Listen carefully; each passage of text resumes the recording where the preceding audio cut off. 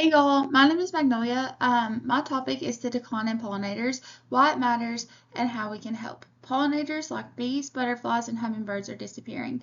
It may not seem like a big deal, but it's actually way more important than we might think, and I'm about to tell you why.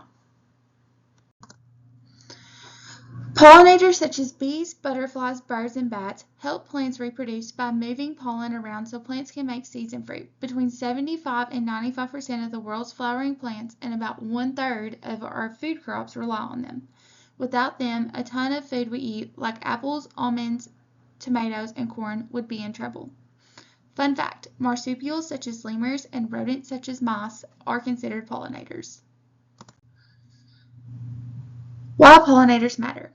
Pollinators keep ecosystems healthy and food growing, but lately their numbers have been dropping, and it's not just sad, it's scary.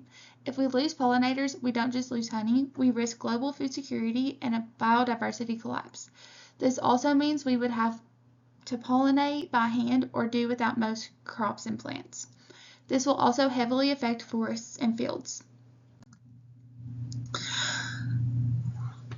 There are a few big reasons for the cause of decline. We're destroying their habitats to build cities, neighborhoods, and roads.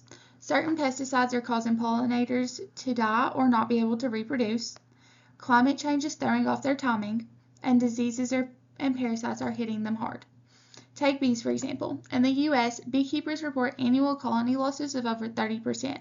These declines are not sustainable, and they ripple through the ecosystems and entire food chain. First thing we can do, use fewer harmful chemicals. Farmers can switch to safer methods, and we can choose organic when we shop. We can also shop locally at farmers markets. Some places have even banned certain pesticides to help pollinators make a comeback.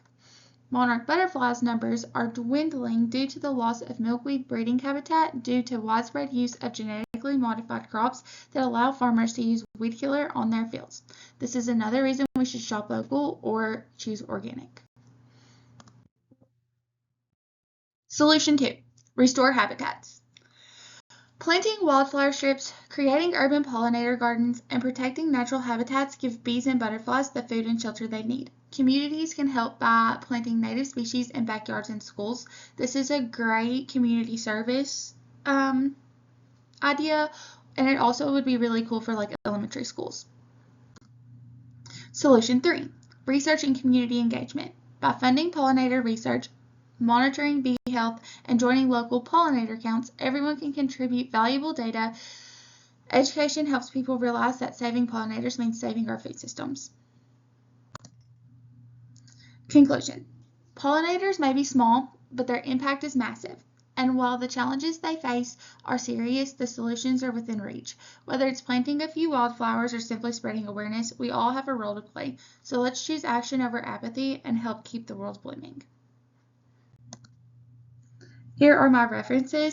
Thank you all.